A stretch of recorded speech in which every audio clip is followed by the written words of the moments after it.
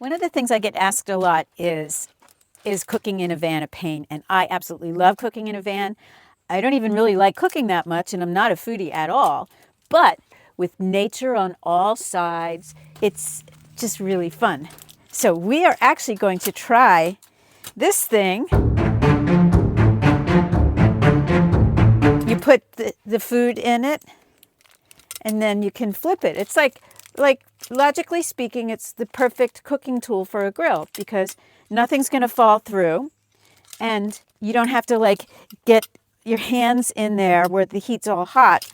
And it has this thing, I haven't figured out how to work it yet, but oh, I see. It goes in this little hole and it holds this thing closed, so you can do it from a distance. Anyway, this is what we are going to do in this video, and I hope it really works because I bought it and because I like eating food on the grill. And we will see by the end. But first off, we are going to make a margarita. I was a cocktail waitress, not a bartender. It has a lot of lime. I'm going to add some sugar.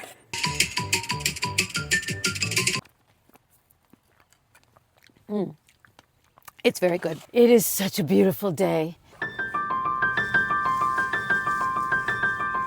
Look at you, little boy. Oh, little sweet boy.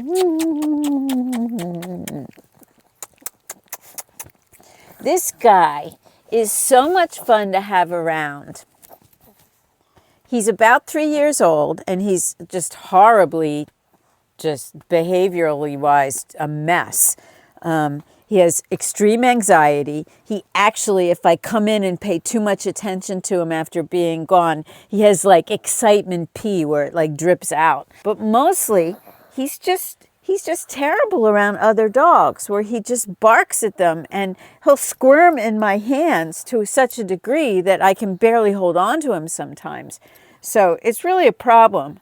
And I'm trying to figure out how to deal with it, because I would like him to be around other dogs, but I think I'm upsetting him horribly by even trying. At the meetup I went at in Arkansas, where I met up with a bunch of my friends, he was just a terror. He barked at the people. Once they got to know him, he was nice. He was happy around them and nice to them. But man, the first reaction is just bark, bark, bark. So what am I going to do with you? And I'm a designer. I make custom dog clothes for the Instagram influencers. And my dog won't wear clothes. And when you try to photograph him in the clothes, he just approaches the camera to sniff it. So it's like, it's the universe telling me, move on to the next thing, because the dog fashion thing is not working with this dog. And I'm not leaving this dog for nothing. It's a really good menu. We have United Tates of America, and those are these purple, red, and white potatoes with some wonderful seasonings on them. And chicken sliders with a really nice way to cut them, and then put like the grilled onion and cheddar cheese, and a salad, a fried goat cheese salad. So I'm making these little goat cheese brick croquettes. And then it gets with arugula and tomato and baby tomatoes and baby pickle, like unpickled cucumbers, baby ones, with a really good dressing. So that's it. Now we're going to start cooking. Potatoes. We're cutting up potatoes. We have these purple potatoes. I have never seen purple potatoes before, but the recipe called for them. Oh, nice. They're purple inside too. Onion. The recipe called for red onion. I love Vidalia onions. I like eating them. They're sweeter. And even if the red looked better, it doesn't taste better. Red pepper. This is for this. What is this for? I think this is for the salad. We're putting it in the salad. I like red peppers. They're sweet. These have been washed. I planted my first garden. I'm so excited. Well, not my first garden. Every apartment I've ever lived in, I always have like, even in college, I got all these old paint type jugs and filled them with dirt and planted seeds and had like a full garden, because I had a patio on the back of my apartment. I went to Drexel University. The apartment was on Powelton Village on 35th and Powelton. It was a studio apartment, big, beautiful windows, and a giant 12 by 12 patio. I paid $100 a month. That's how time has changed. The potatoes, it's a really interesting recipe because it's kind of like potato salad with a twist. It has mayonnaise in it, and it has fresh thyme. This is fresh thyme. I think it'll be really, besides being pretty and being like red, white, and blue, because even though the world's a mess, we can't forget that 250 years of growth and improvements can't be taken away by 1 year of like crap. And if you love what's going on, then that's another beauty of America. You can love what's going on, and I can not love what's going on, and we can all live happily ever after. Next up is celery. These are the leaves. I've never done anything with the leaves before. I've always just trashed it. I don't know what they taste like. We'll find out. They taste like celery, like really potent celery. Maybe I got too many leaves. I don't know. I waited on this Arab guy when I worked at House of Blues, and he gave me like the motto that I live by, and that was better too much than not enough. This guy would go into the various nightclubs for all the years that I was working in Los Angeles bars. I started at the China Club, then I worked at Roxbury, and then House of Blues. And I'd quit my fancy designer job I went to college for and become a writer and an actor for part of it, but mostly a writer. Anyway, so I got people would wait on him. He bought one girl a Jeep. She probably slept with him. I didn't, so I only got a $1,000 tip. But he always tipped people really well. And they invited me to dinner the next night at a place called The Palm, which is a really, really nice restaurant. And everybody ordered 6-pound lobsters. And I was like, I just felt a little uncomfortable, like sort of an ostentatious to order a 6-pound lobster as the guest. But I guess he saw me like looking at the menu and trying to figure it out. And he leans over and he goes, better too much than not enough. Order the 6-pound. So I got a 6-pound lobster. We went through so many bottles of red wine from this like 1957 vintage that must have cost a fortune. And I didn't have to sleep with anybody. I also waitressed on Phil Spector. And he was just insane. He would urinate in the elevator, and our elevator was covered with cloth from India. Then, as I served him, he would make somebody test his drink before he drank it. And then he would accuse me of not telling him what he was ordering, or I don't even remember the details of it, but it was like psychotic because I would tell him what he was getting, and he would get it, and he'd go, I didn't order this, kind of a thing. And then when he went to leave, we had to like go out and make sure I forget the details of that too. It was a long time ago. But I moved home when my dad got sick to take care of him for a couple of years. And that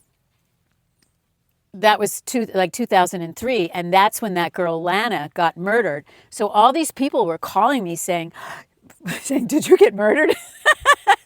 Like as if I did, I would answer. Or they would say, I thought that was you that got murdered. But everybody knew that the guy was a pig and that he was psychotic and dangerous. But he was a really good tipper. And I guess that was enough for some people. But why that girl would go to his house is like impossible to make sense of. Anyway. This is tasting better and better with each sip. It's perfect. I don't know if it's a margarita anymore. Between the sugar and the raspberries, it's just something else. But you know what?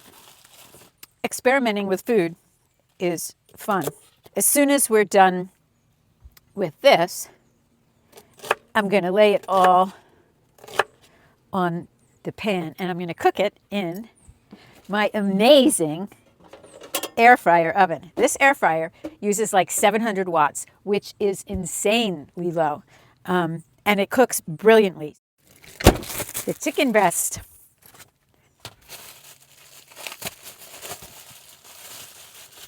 This one, it's semi-frozen. And I wanted it that way. Open it up as flat as you can get it. All right, so what we're gonna do is try to slice it in half this way. That is gonna be one piece for a sandwich. The recipe had you cutting them thin.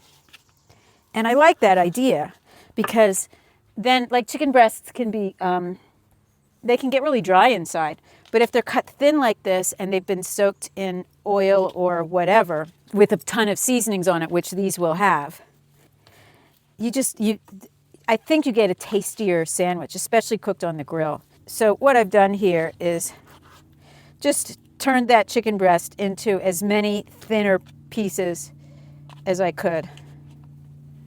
There's a whole bunch of them. All of these recipes I found on Food Network magazine. I was looking for interesting stuff that was foods that I love and that would lend itself to red, white, and blue. Because we're celebrating old age, a nation in its prime of old age. All right, so I am shutting this off until 7 o'clock when we start the fire.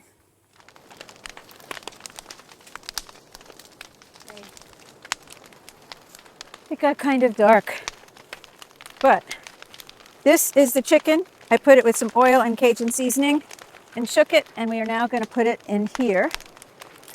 Whoa.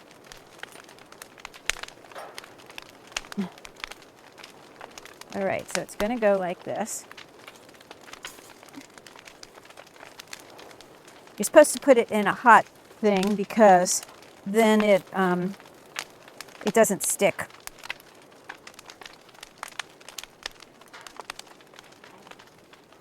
Hands are all gross now. That is all the chicken. Well, I need to get one piece that doesn't have seasoning on it for Sammy. And the red peppers. And the onions. Close it. There we go. All right. This is the potatoes. I ended up mixing them like potato salad with the mayonnaise in there because I just think it's better than having it sitting on top. This is the goat cheese salad. And this is all the chicken and stuff that cooked in this rack. This rack is awesome. I love it. I'm going to make my my slider and show you that. Potato salad is excellent. I'm so glad that I turned it into potato salad instead of the colorful potatoes with a glob of the dressing on top. And the slider, I put an onion and a red pepper because I love red peppers, and cheddar cheese. It's really good.